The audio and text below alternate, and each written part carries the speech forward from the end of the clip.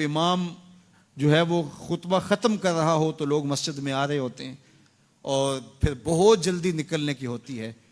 امام کے منبر پر بیٹھنے سے قبل مسجد میں آنے کا رجحان پیدا کرنا چاہیے. فرمایا گیا کہ جو شخص جمعۃ المبارک میں سب سے پہلے آتا ہے اس کو ایک اونٹ ذبح کرنے کا ثواب نصیب ہوتا ہے. جو اس کے بعد آتا ہے اس کو ایک گائے ذبح کرنے کا، پھر ایک بکری، اور جب امام منبر پہ بیٹھ جاتا ہے پھر رفع الکلام کلمے اٹھا لی جاتی ہیں. پھر اس کے بعد عام جو ثواب ہے وہی مرتب ہوتا ہے، وہ جو خاص ثواب ہے اولیت کا وہ پھر اٹھا لیا جاتا ہے.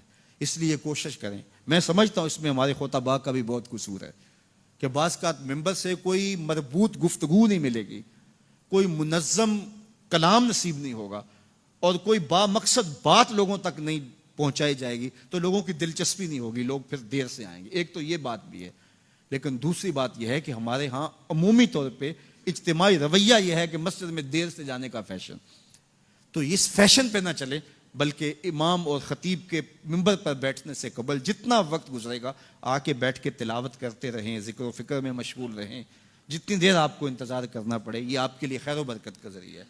اور پھر آئیں اور پوری گفتگو سنیں اور اس گفتگو کا یقیناً نتیجہ آپ کی زندگی میں مرتب ہوگا. اور اگر آپ سمجھتے ہیں کہ میں بہت زیادہ مصروف ہوں اور کوئی آپ کو کام ہے تو شریعت نے آپ کو اجازت دی ہے کہ آپ لیٹ بھی آ سکتے ہیں.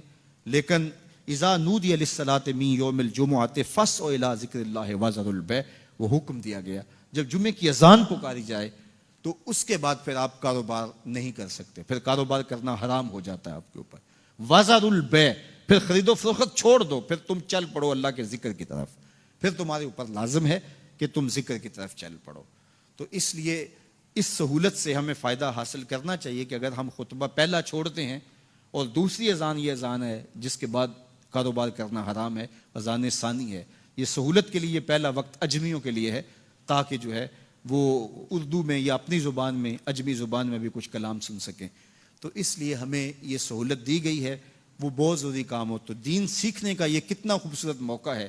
ہر جمعے آپ کو کسی نہ کسی موضوع پہ ایک خطیب لیکچر دیتا ہے، بات سناتا ہے، اور ایک موضوع پر مختلف احادیث قرآنی آیات کو پڑھ کے مطالعہ کر کے نتیجہ نکال کے آدھے گھنٹے میں پونے گھنٹے میں آپ تک ایک پورا میسج ڈلیور کرتا ہے. تو اس لیے اس کو بھرپور حاصل کرنے کے لیے اور اپنی نسلوں کو دین سے جوڑنے کے لیے یہ اسلام آج بھی بہت سارے مشقتیں اور بہت ساری سازشوں کے باوجود یہ قائم ہے، اس لیے کہ اس نے خوبصورت ہمیں نظم دیا ہے. محلے کی سطح پہ 5 گانا نماز ہے، علاقے کی سطح پہ جمعہ ہے، سالانہ شہر کی سطح پر 2 عید کے اجتماع ہیں اور عالمی سطح پہ حج کا اجتماع ہے. تو یہ ایک نظم ہے جو ہمیں دیا گیا اور یہ ہمیں جوڑے رکھتا ہے اور یہ ہماری وحدت کی علامت ہے.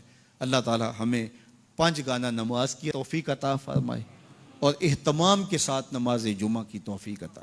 ایک حدیث میں آتا ہے جس نے 3